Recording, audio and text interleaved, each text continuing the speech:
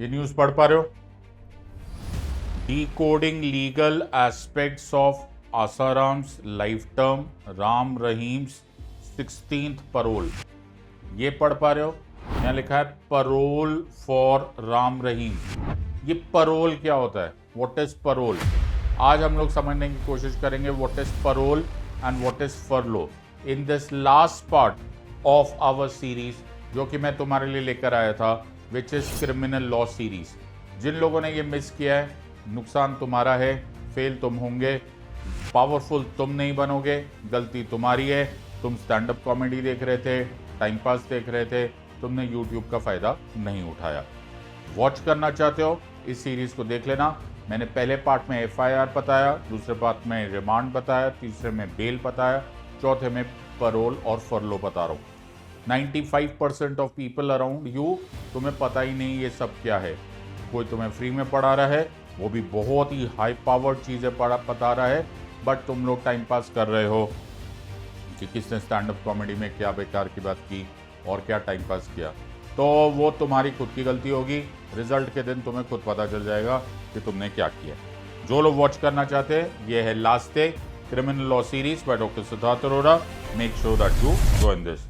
तो मेरा काम तुमको बताना है, मैं तुम पर कोई फोर्स नहीं कर सकता, कोई जोर नहीं लगा सकता। गलती तुम्हारी है, नुकसान तुम्हारा, फेल तुम होंगे या पास तुम होंगे, that is completely your choice, because UPSC questions पूछता है। देखो, जुडिशियल कस्टडी पे क्वेश्चन आ गया, पुलिस कस्टडी पे क्वेश्चन आ गया, पैरोल पे क्वेश्चन आ गया, फरलो पे क्वेश्चन आ गया, सब कुछ आता है। और 2026 में तो कमाल ही कर दिया उन्होंने। डायरेक्टली उन्होंने भारतीय नागरिक सुरक्षा संहिता में से डायरेक्ट क्वेश्चन पूछ लिया, 0 एफआईआर पे क्वेश्चन आ गया। अगर तुम पढ़ना चाहते हो तो try and understand all of this part. आज का टॉपिक हम लोग पढ़ेंगे, लेकिन उससे पहले अनअकैडमी का एक बड़ा ही ऑसम ऑफर है। Make sure that you take the opportunity. Mains program for UPSC mains 2026 और क्यूईपी दोनों ही लॉन्च हुआ है। आपने कोड यूज करना है sid live, SIDLIVE। Every time and any time तुम अनअकैडमी ज्वाइन करना चाहते हो, इसी कोड को यूज करना। और जो लोग मेरे से पढ़े हुए हैं उनको मालूम है मेरे कोर्स का नाम है लेक्स रेक्स। लेक्स रेक्स का मतलब होता है law is the king. Law is the king वाला ये वाला जो कोर्स है, इसमें पॉलिटी, गवर्नेंस एंड IR में तुम्हारी हेडेक हमेशा के लिए खत्म हो जाएगी। Make sure that you use the code said live और मेरी टीम के मेंबर बन जाओ। Let's try and understand this part. तुम जो पढ़ने की कोशिश कर रहे हो वो क्रिमिनल लॉ है। आसानी से समझ में आएगा नहीं। अगर तुम क्रिमिनल लॉ समझते हो तो ये होती है criminal law. This is a huge book. इसको इंटरकनेक्ट करते करते तुम्हारी उम्र कट जाएगी। You will not be able to understand this. मैंने इसको सिंप्लीफाई किया है। Make sure that you watch every bit, every nook, every corner of this series. Now let's try and understand what is bail and parole and furlough. Bail हो, parole हो, furlough हो, एक ही चीज से इमर्ज करता है। All of them are related directly to what is called as liberty. Liberty हमारा सर का ताज होता है। It is the most precious thing. Bail कब दिया जाता है? बेल तब दी जाती है जब या तो अभी ट्रायल शुरू ही नहीं हुआ है, मुकदमा शुरू ही नहीं हुआ है, या फिर मुकदमा चल रहा है और उस टाइम पर जरूरत पड़ती है कि नहीं अब तो मुकदमा चल रहा है, केस में काफी साल लग जाएंगे, चलो अभी के लिए इसको बेल दे दी जाए, जमानत दे दी जाए। क्यों दे दी जाए? क्योंकि लिबर्टी हमारे सर का ताज होती है। लेकिन अगर दोषी सिद्ध हो गया है, कन्विक्ट हो गया है, उसको सजा सुना दी गई है, तब भी क्या लिबर्टी उतनी ही प्रेशियस है? 100%। क्योंकि हम उससे बदला नहीं ले रहे हैं जिसको हमने दोषी सिद्ध कर दिया है। हम उसको सजा दे रहे हैं ताकि वो ठीक हो सके। हमारी थ्योरी ऑफ जस्टिस कहलाती है रिफॉर्मेटिव थ्योरी। हम उसको रिपेयर कर रहे हैं उस पर्सन को कि एक दिन वो ठीक हो जाएगा और फिर वो सोसाइटी में दोबारा, समाज में दोबारा वापस लाया जा सकता है। ये है कॉन्सेप्ट।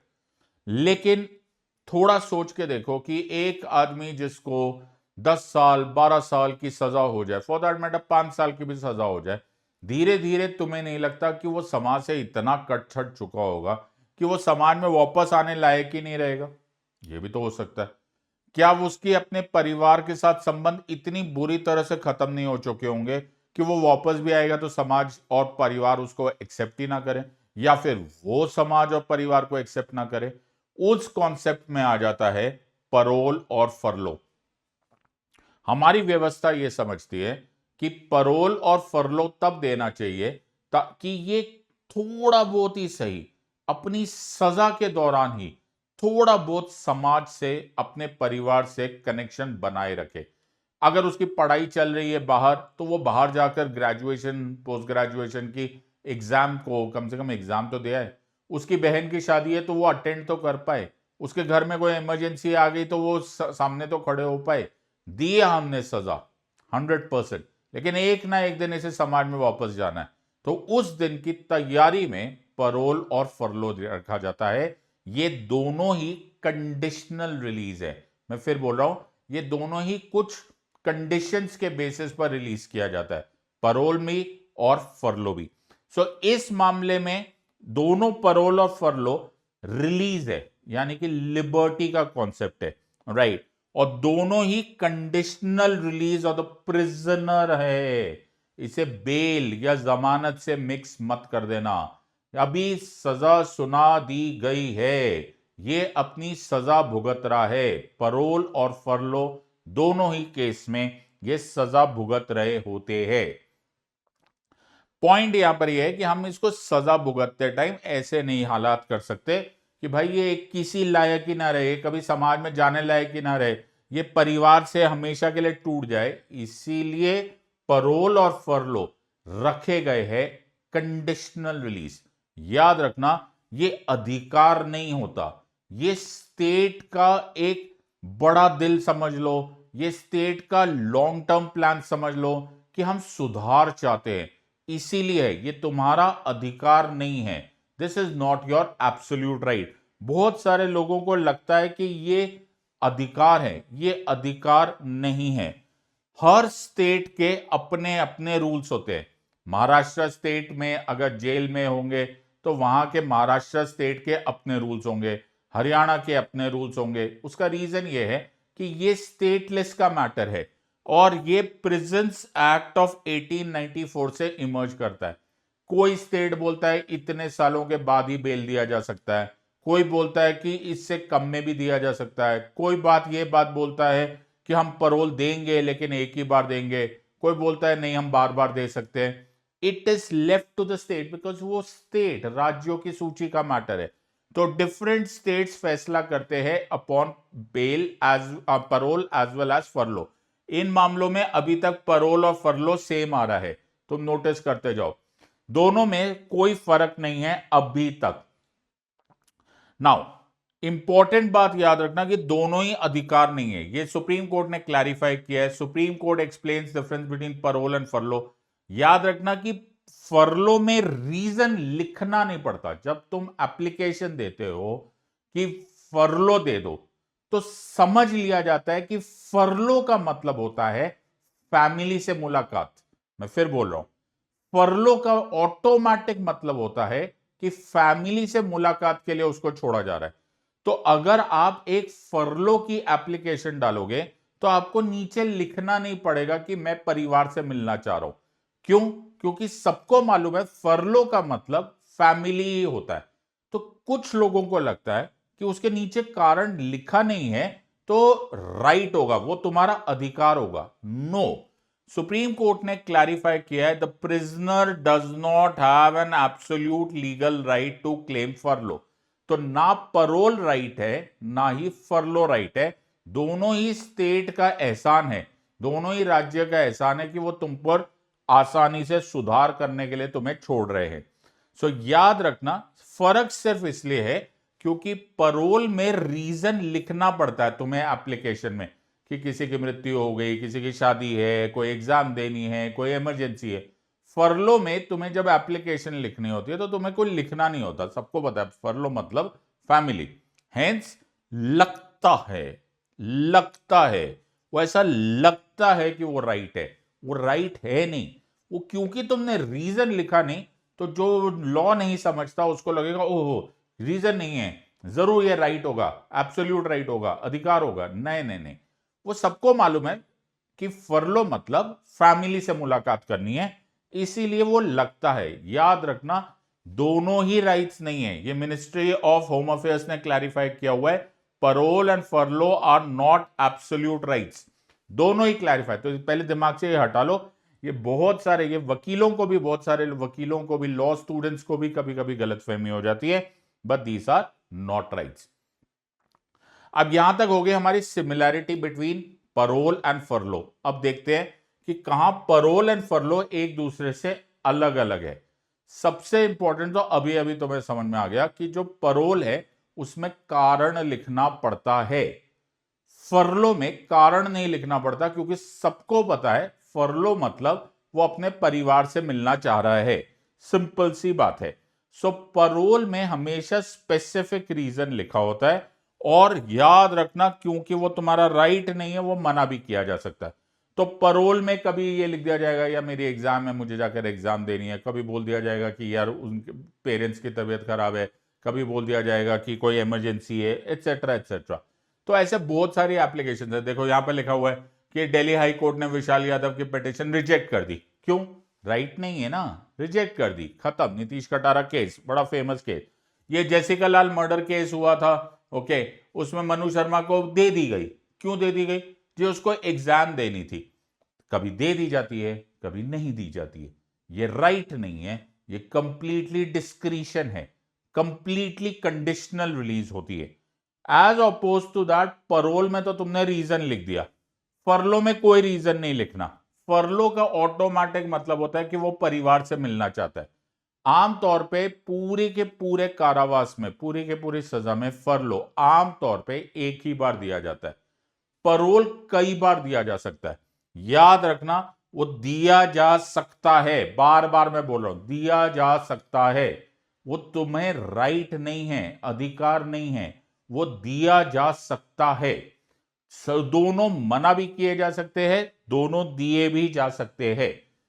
फरलो हमेशा परिवार के लिए होता है. As I told you, furlough आमतौर पे परिवार के लिए होता है, तो वो लॉन्ग टर्म इंप्रिजनमेंट, लंबी सजा होती है ना, तब फरलो मिलता है. पर शॉर्ट टर्म इंप्रिजनमेंट में परोल भी मिल सकता है. It is an interchangeable thing. और याद रखना हमेशा, ये स्टेट गवर्नमेंट के रूल्स होते हैं, स्टेट गवर्नमेंट की मर्जी होती है. It can be multiple number of times. Let me first explain you with a news. तो यहां पर न्यूज लिखा है, यहां लिखा है Ram Rahim gate 16th parole. यहां लिखा है second parole for Ram Rahim after 56 days. Now तुम में ऐसा लग रहा होगा कि ये इतनी सारी परोल हो गई तो इनके तो सजा कम हो गई. नो नो, इनकी सजा कम नहीं हुई है, ये सजा इनको एक्स्ट्रा भुगतनी पड़ेगी. लेट्स से कि 30 दिन की इन्होंने परोल ले ली, तो जो भी इनकी सजा थी उसमें 30 दिन ऐड हो जाएंगे. लेकिन फरलो में ये ऐड नहीं होंगे. तो समझो कि 14 दिन की फरलो मिल गई, वो 14 दिन तुम्हें सरकार की तरफ से फ्री गिफ्ट है कि चलो जी कोई बात नहीं, दैट्स ओके. लेकिन परोल में जितने टाइम का तुम्हें परोल होगा उतना टाइम तुम्हें एक्स्ट्रा तुम्हारी सजा में ऐड हो जाएगी. So very important is, period of parole is not to be counted as a part of their actual sentence period and has to be excluded from it while it is counted in case of furlough. बहुत ही अच्छा question है. फरलो एक तरह से होता है, या परिवार से मिलने जा रहा है, कोई बड़ी बात नहीं है, दैट्स ओके. वो 14 दिन का मिलता है, यूजुअली 14 डेज का फरलो मिलता है मैक्सिमम. और उस फरलो में जितना भी एक्स्ट्रा, उसको बोल दिया जाता है छोड़ यार इसको भूल जाओ. लेकिन परोल में जितना भी समय तुम छुट्टी मना रहे हो या बाहर आ रहे हो वो तुम्हें ऐड हो जाता है. ये सारे मल्टीपल चॉइस क्वेश्चंस है, और एज स्टूडेंट्स ऑफ लॉ तुमको ये इतना डिटेल में शायद ही कोई बताएगा. So worry not. यहां पर क्या है, और यहां पर देखो ये कई बार हो गए. ये 16th परोल है, ये सेकंड परोल है. ये किसके ऊपर फैसला करेगा? ये हमेशा फैसला करेगा स्टेट गवर्नमेंट. स्टेट गवर्नमेंट के ऊपर होता है. तो यहां पर हरियाणा सरकार फैसला कर रही है कि कितने बार परोल देनी है या नहीं देनी. कितना सिंपल होता है सब्जेक्ट अगर कोई समझाने वाला हो, और वही समझा सकता है जिसको सब्जेक्ट आता हो. मैंने अपनी कोशिश की कि 15-15, 20-20 मिनट के वीडियो में तुम्हें इतने कॉम्प्लिकेटेड चीजें निकाल के समझा दूं.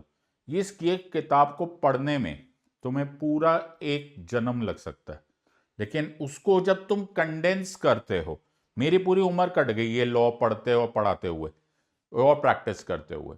लेकिन जब इसको कंडेंस किया जाता है, जो तुम्हारे सामने स्लाइड्स आती है, उसको ऐसा लगता है वाओ ये तो बहुत सिंपल है। No, it takes tons and tons of hard work to make things simple.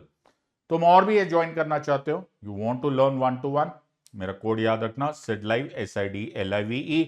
Unacademy का ये ऑफर याद रखना, amazing reasonable opportunity, and that is a wrap up of this criminal law series. ये हमेशा के लिए यूट्यूब पर रहेगा। इन्हीं 4 वीडियोस को देखते जाओ, तुम बहुत प्रैक्टिकल लॉ समझ लोगे, और उससे भी ज्यादा जरूरी अभी के लिए यूपीएससी की एग्जाम को शायद क्रैक कर पाओगे। I hope you have enjoyed this as much as I've enjoyed making it. In the words of Unacademy, let's crack it. Until next time, God bless, thank you, and Jai Hind.